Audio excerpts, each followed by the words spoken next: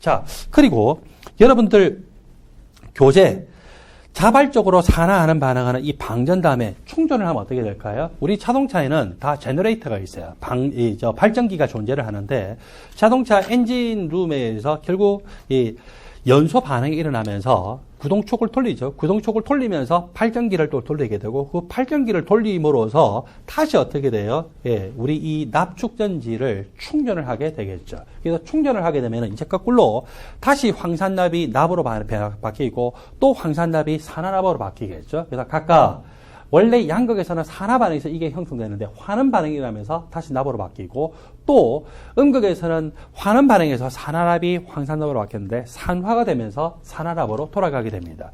질량이 양극 음극에서 황산납이 형성되면서 난용성염이 떨어졌어요. 전극에 그대로 붙어 있었어요. 붙었기 때문에 전극의 질량이 증가되는데 다시 처음으로 돌아가게 되면 전극의 질량이 감소가 되겠죠.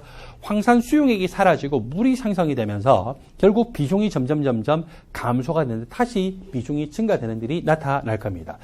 여기 납축전지의 장점을 제가 이미 이야기했다시피 방전하고 충전할 수 있는 회수 자체가 지금 우리가 기존으로 만들었던 어떤 2차 전지보다도 너무너무 많아요. 기본이 수만 번 이상이라고 보죠. 그래서 따라서 아직도 이 승용차의 2차 전지를요, 다른 전지로 바꾸지 못하고 납축전지를 쓸 수밖에 없어요.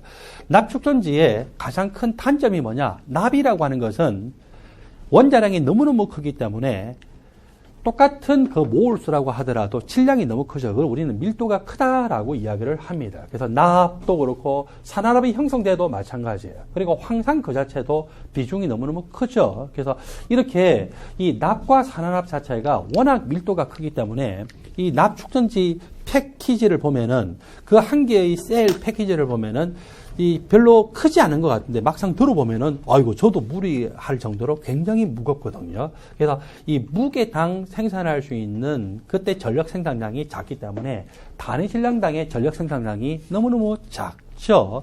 그렇지만 이것을 대체를 할 수 있을 만큼 충전 방전의 회수가 리튬이온 전지가 많지가 않기 때문에 어쩔 수 없이 아직도 납축전지를 사용을 하고 있습니다. 만일에 여러분들이 납축전지를 들고 다니면서 노트북을 구동하면은 여러분들 노트북 들고 다니지도 못해요. 너무너무 무거워서. 자, 이게 최대 단점이에요. 그 다음에 납축전지를 사용하다 보면은 계속 충전 방전을 이렇게 반복을 하게 되는데 문제는 충전을 하다 보면은 전기 분해를 시키는 과정을 통해서 충전하는데 수용액 중에 있던 물 그 자체가 전기 분해될 수 있죠. 물 그 자체가 전기 분해가 되면은요, 산소나 수소가 발생되는데 물의 전기 분해는 극미량이 이루어져요. 그렇지만 충전 방전이 한 번도 아니고 10번도 아니고 수천 번, 수만 번 반복하다 보면은 생각 외로 충전할 때의 전기 분해에서 수소, 산소 발생하는 것이 무시 못할 정도로 많겠죠. 수소 그 자체는요, 산소하고 반응하면은 폭발적으로 물을 생성하는 반응 그 자체가 그냥 한 개의 폭탄이라고 생각하시면 되겠죠. 더군다나 수소 기체나 산소 기체가 발생하면은 기체는 액체에 비해서 부피가 크잖아요. 그래서 전해질 수용액을 바깥으로 밀어내게 돼요. 자기가 부피가 크게 증가되기 때문에. 그래서 납축전지를 여러분들이 다시 교체할 때 보면은 요즘에는 플라스틱으로 완전히 표면이 이제 코팅이 돼서 나오는데 예전에는 그렇지가 못했거든요. 끈적끈적한 황산 수용액이 흘러나와 있는 것을 볼 수가 있었습니다. 자, 전극 표면으로부터 만일에 황산납이 떨어지면 어떻게 될까요? 이렇게 전극 표면에 자발적인 이 산화하는 반응에 의해서 전기 에너지를 우리한테 공급하잖아요, 자동차에. 그렇게 공급하면서 여기 이 표면에 다 황산납이 생성되어 있었는데 황산납이 여기 바닥으로 떨어지게 되면은 나중에 충전하고 싶어도 충전할 수가 없겠죠. 여기 붙어 있어야 되는데. 그래서 여기 붙어 있지가 않고 떨어지는 그런 문제도 있는데, 그런 문제는요, 그냥 우리가 납축전지를 쓸 만큼 쓰고 이 교체를 하면 되기 때문에 큰 문제는 아니겠죠. 뭐니 해도 가장 큰 단점이라고 하는 것은 납과 산화납의 이 밀도가 너무너무 커서 단위 질량당 생산하는 전력 생산량이 작다는 것이 납축전지의 가장 큰 단점이라고 할 수가 있습니다. 여러분들 교재 255쪽을 보면은요, 납축전지에 관한 예제 문제가 있습니다. 예제 문제를 같이 풀어볼까요? 황산납이 수소이온과 반응을 해서 이렇게 변화가 됩니다. 또 산화납이 수소이온과 반응해서 이런 식으로 변화가 되는, 여기서는 모두 환원 반응으로 주어졌죠. 그래서 위에 보니까 환원 반응에서 마이너스 0.30, 밑에 보니까 환원 반응에서 1.63. 자, 우리가 앞에서 어떻게 배웠냐면은 두 개의 이 환원 반응이 주어져 있을 때 누가 음극 환원 반응이 되고 누가 양극 산화 반응이 되어야 될까를 우리가 이미 배웠었죠. 표준 환원 전이가 큰 것이 음극이 되면서 그것이 환원 반응이 일어나는 것으로 봅니다. 표준 환원 전이가 작은 것은요, 양극으로 되고 산화 반응이 일어나는 것으로 보죠. 양극 산화 반응이 하기 때문에 이것은 이제 무슨 전이를 쓰면 됩니까? 표준 환원 전이가 아니라 표준 산화 전이 값으로 바꾸면 되겠죠. 이 반응 자체가 산화 반응이기 때문에 이 반응의 역반응으로 바꾸는 거예요. 그렇게 되면은 이 산화 전이 값은 부호가 반대가 돼서 얼마? 0.30V가 되겠죠. 그래서 밑에 반응이 음극의 환원 반응이 되면서 표준 환원 전이값 1.63. 위의 반응이 표준 환원 전이가 양수를 기준으로 더 작기 때문에 산화 반응이 되고 양극 표준 산화 전이 값을 써서 플러스 0.30 합하면은 전체 표준 전지 전이 나오죠. 전체 표준 전지 전의 값은 플러스 1.93V가 나옵니다. 자, 이 해설이 여러분들 교재 255쪽에 있다 그죠? 납축전지에 대한 설명으로 옳은 것만을 보기에서 있는 대로 고르라고 했어요. 납이 생성되는 것. 자, 여기서 납이 생성되는 것은 이거는 원래 납이 생성된다라고 하는 것. 이 반응은 이 환원 반응이 나요? 산화 반응이 나요? 산화 반응이 일어났죠? 그래서 이제 산화 반응이 일어났어요. 즉, 납이 이 반응입니다. 납이 산화 반응을 통해서 황산납을 만들었습니다.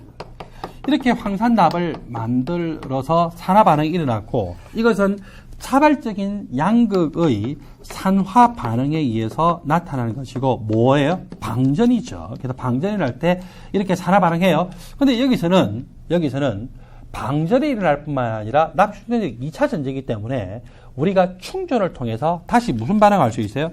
역반응으로 이렇게 만들 수도 있죠. 자, 위에 이렇게 정반응이 일어나는 것은 방전이고 충전을 하게 되면은 이것에 역반응이 일어나고 충전이 일어날 때 외부 회로를 통해서 직류 전환을 벌여서 전자 2몰. 전자 2몰이라고 하는 것은 2패러데이에 해당되는데 전자 2몰이 들어오면은 황산납이 뭐로 됩니까? 납으로 변화가 되겠죠. 전자 2몰이기 때문에 2패러데이고 1패러데이가 96,500쿨롱이기 때문에 결국 전하량이 2 곱하기 96,500쿨롱이 들어올 때 납 1몰이 다시 생성이 되겠죠. 근데 기억에서는요, 납 1몰이 생성될 때 이때 이동하는 전자의 전하량이 얼마라고요? 2 곱하기 96,500쿨롱이 아니라 그냥 96,500쿨롱으로 잘못 나와 있죠. 그냥 96,500쿨롱이면은 이거 납이 1몰이 아니라 얼마가 돼요? 2분의 1몰이 생성됩니다. 보기 기억의 설명이 틀렸어요. 니은 전해질 용액의 황산 농도가 4몰 농도에서 2몰 농도로 낮아지면은 전지 전해 값은 어떻게 되겠느냐? 위의 반응은 표준 환원 전이가 작기 때문에 사실은 양극 산화 전이 값입니다. 그리고 밑에 반응이 표준 환원 전이가 양수적으로 크죠? 따라서 이 반응이 음극의 환원 반응을 일으키게 됩니다. 이 음극의 환원 반응과 양극의 산화 반응을 다 더하면은 전체 이 납축전지의 전지 반응이 일어나겠죠. 왼쪽은 왼쪽끼리 더하고 오른쪽은 오른쪽끼리 더합니다. 이렇게 더하다 보면 여기 이 반응물 쪽에 3H 플러스와 생성물 쪽에 이 1H 플러스가 있기 때문에 반응물 쪽에 2H 플러스가 되겠죠. 왼쪽을 다 더하면은요, 납 고체 더하기 PbO2 고체 더하기 2H 플러스 Aqueous 그리고 2 황산수소 이온 Aqueous가 반응을 해서 뭘 생성합니까? 황산납이 생성이 되죠. 그리고 물이 2몰이 생성돼요. 전자 2몰은 각각 이게 소거가 되겠죠. 이렇게 해서 황산납 2몰이 생성이 되고 그리고 물이 2몰이 생성이 되는 거예요.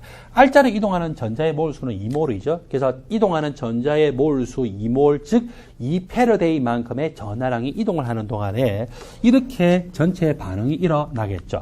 자, 전체 반응이 일어나는데 그때 이 현재 최초 상태인데 현재 상태가 표준 상태일지 표준 상태가 아닐지는 우리는 알 수가 없죠. 무조건 현재 상태에서의 전이값이다 라고 하면은요, 표준 전지 전이값 빼기 n분의 0.0592 곱하기 상용로그 q 값을 적용을 하죠. 자, 현재 상태에서의 전이값은 표준 전지 전이값은 얼마입니까? 1.63 더하기 0.93 하니까 플러스 1.93 볼테이지이죠. 빼기 알짜로 이동하는 전자의 몰수는 2몰입니다. 2분의 0.0592 볼테이지 그리고 상용로그 q를 대입하는데 q라고 하는 것은요, 여기서 반응물의 농도곱분의 생성물의 농도곱식이고 반응물 생성물에서 순수한 고체는 그냥 1로 생각하자고 화학평형 단원에서 배웠죠. 여기 순수한 고체들이기 때문에 다 1로 봐요. 황산납도 마찬가지로 1로 보죠. 따라서 남는 것은 H 플러스 그리고 황산수소이온 개수가 2인 거. 물도 용매인 순수한 액체이기 때문에 우리가 그냥 평형상수식이나 반응지수식을 세우면 그냥 1이라고 본다고 했죠. 따라서 여기서는 이 Q 값이 H 플러스의 농도 제곱, 개수가 2니까 황산수소이온 농도의 제곱, 이렇게 분의 1로 표현됐습니다. 여기 상용도가에서 H 플러스의 농도 제곱, 그리고 황산수소이온 농도의 황산수소이온 마이너스 1까지죠. 제곱 분의 1로 이렇게 돼요. 이게 지금 현재 상태에서의 전위를 구하는 거거든요. 근데 자 여기서 H 플러스의 황산의 농도가 3몰 농도, 황산의 농도만큼 일단 황산수소이온이 생성되는데 여기서 수소이온이에요. 수소이온이고 또 그것만큼 이 황산수소이온의 농도이기도 하잖아요. 그 농도를 어떻게 해요? 낮췄대요. 3몰 농도에서 2몰 농도 낮췄대요. 이거를 낮추게 되면은 전체 이 값은 어떻게 됩니까? 증가가 되죠. 증가가 되면은 상용도고 이 값은 증가가 되겠죠. 이 값이 증가가 되면은 표준 전지 전위에서 이건 어떻게 돼요? 빼는 거잖아요. 빼는 거기 때문에 더 크게 빼지겠죠. 더 크게 빼지기 때문에 전체 표준 전지전은 어떻게 된다? 증가가 됩니까? 감소합니까? 감소가 일어나겠죠. 자, 전지의 전위값은 감소하는데 여기서는 증가한다라고 잘못 나왔기 때문에 미연의 보기 내용은 틀렸습니다. 디귿. 방전 시에 황산납이, 자, 방전은 자발적으로 산화하는 반응하는 거죠. 음극에서도 황산납이 생성돼요. 양극에서도 이렇게 산화 반응이 나면서 황산납이 생성이 되죠. 게다가 두 전극 모두에서 생성되고 두 전극의 질량은 모두 증가가 됩니다. 여기 예제에서는 디귿의 설명만 옳기 때문에 옳은 것을 모두 고른 것은 답이 2번이 되겠습니다.